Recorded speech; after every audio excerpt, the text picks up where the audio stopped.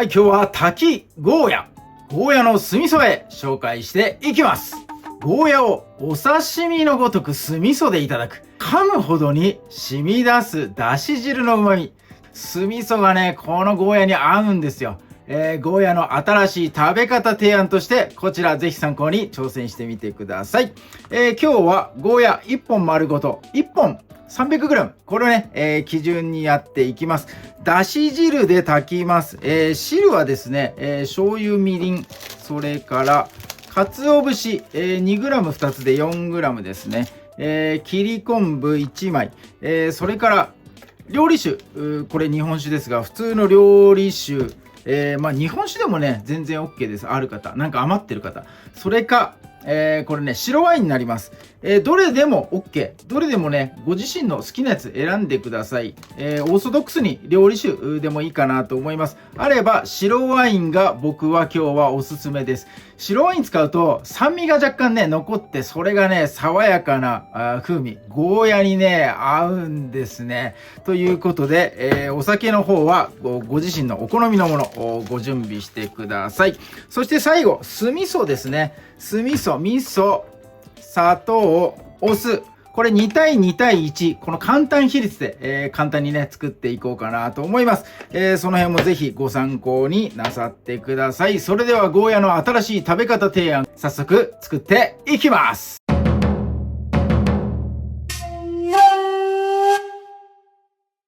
はい。では、ゴーヤ切っていきます。水洗いして水気切ったものになります。上下のヘタ、切り落としてください。これ、縦に、2つにね、切っていきます。安定しないな。よいしょ。よっ。はい。綿の色、いろいろあります。赤いのもあります。取れた時期によってね、変わります。同じ色じゃなくても大丈夫です。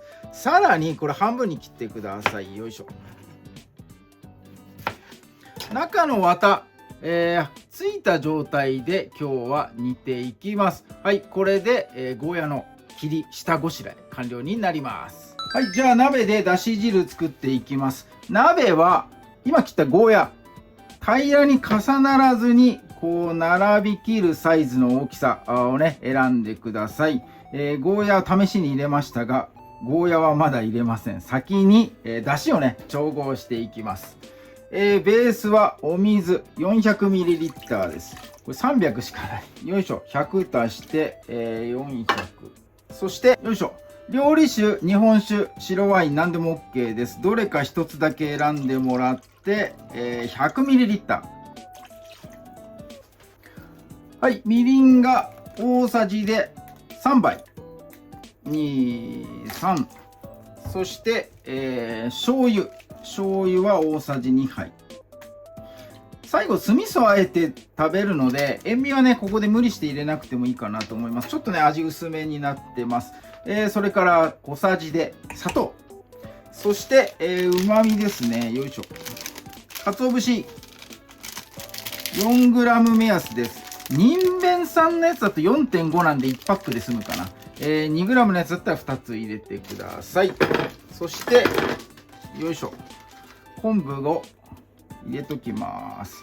はい。この材料で1回沸騰させます。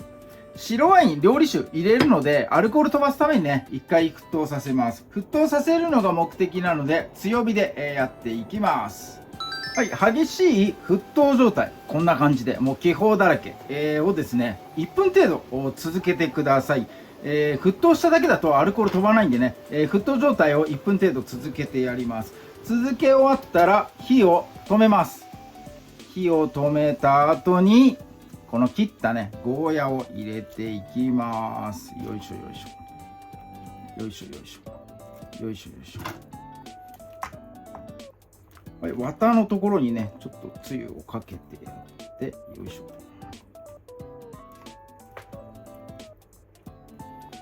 はい、火を止めてからゴーヤを入れて、さらにここに、白いこいつはなんだ、キッチンペーパーです。よいしょ。落とし蓋的なね、上の面にも出汁が回るように、キッチンペーパーでね、こう封をしてやります。よいしょ。キッチンペーパー溶けそうで怖いって方、リードとかのね、厚めのやつ使ってもらえればいいかなと思います。この後加熱をして、ブクブクと気泡が出てくる状態にはしないので、キッチンペーパーね、基本的にはこれ溶け込まないので大丈夫です。はい、ということで、この状態で、常温になるまで置いておきます。暖かいところから、温度がね、下がっていくと、ゴーヤの中に味が染みていきます。これ煮込んじゃうとゴーヤの食感だとかね失われてっちゃうんで、余熱でね、味を染みさせるというのがね今回のポイントになっております。はい、じゃあ常温まで置いておきます。はい、ゴーヤ粗熱が取れました。よいしょ。全然大丈夫でしょ、キッチンペーパー。はい、ちょっとね絞ります。この後さらに冷やしたい、冷蔵庫にね入れたいので、ジップロックの方に詰め替えようかなと思います。よいしょ。OK。はい、こんな感じでね、密閉できましたんで、冷蔵庫の方に、冷やしていきたいと思います。キンキンに冷やした方がね、美味しいので、半日程度はね、冷やしていただきたいと思います。はい、まだ綿ついたまんまです。冷やして食べる直前に、このね、綿取っていきます。酢味噌もね、この後作っていきますんで、引き続きご視聴よろしくお願いします。はい、酢味噌の調合です。味噌はもう簡単調合。2対2対1です。お味噌はね、本当は白味噌使ってもらいたいんですが、白味噌ね、ない方もいるし、白味噌そのために買っても使い切らないだろうから、普段お使いのお味噌で、いいかなと思います。そのために白味噌買うんだったらもう出来合いの酢味噌買った方が多分早いと思うので。はい、大さじ2杯の味噌、そこに大さじ2杯の砂糖、そして、お酢2対2対1なので、お酢は大さじ1杯です。よいしょ。これね、もう混ぜるだけです。加熱したりとか必要ないんで、もうね、簡単調合、今日は。よし、OK。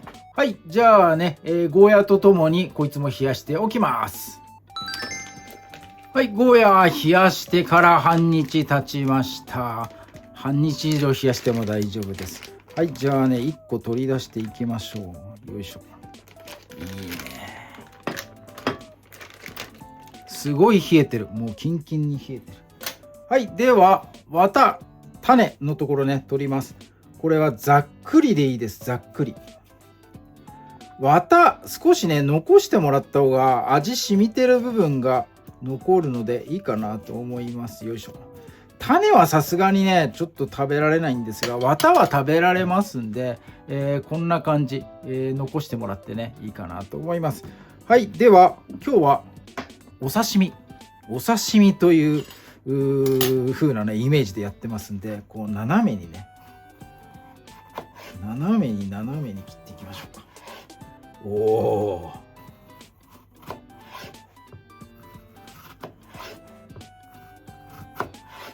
噛んだ時に出汁じゅわっとね出させたいので、薄くではなく、1センチ弱、5ミリから1センチの間ぐらいでね目安で切ってもらえるといいかなと思います。よいしょ。はい、作っておいた酢味噌ですね。あとお好みでなんか薬味、みょうがとかねあればこう、よいしょ。はい、OK。こんな感じで今日のゴーヤ炊きゴーヤです。噛んじゃったよ。はい、酢味噌をあえていただきます。だしで炊きました。ゴーヤの新しい食べ方提案となっております。早速ねいただいていきます。はい、では本日の炊きゴーヤを煮て、だし汁で煮て冷まして冷やして刺身風酢味噌で和えたという新しいね、食べ方提案になっております。こちらお刺身のように、一切れずつねこんな感じで、いただいていきたいと思います。はい、じゃあいただきます。じわっとくるかな。じわっとが楽しみだな。はい、いただきます。おー、うまいよ。苦くてうまい。うまい。嬉しいな。めっちゃうまいな。野菜が刺身になるって最高だな。旨味も入ってます。醤油だのね、それから白ワインでやったんで、やっぱりねワインのこの酸味というか風味というかね、これも入っててねうまいんですね。これが白ワインで炊いたから白ワインを一緒にねいただくのがいいのかな。日本酒で炊いたら日本酒をいただくのがいいのかなと思います。その辺もねなんかお酒と合わせてやってみるのも、すごく面白く楽しいかなと思います。めっちゃうまいね。この切れっ端くんたちもめっちゃうまいめっちゃうまいわ。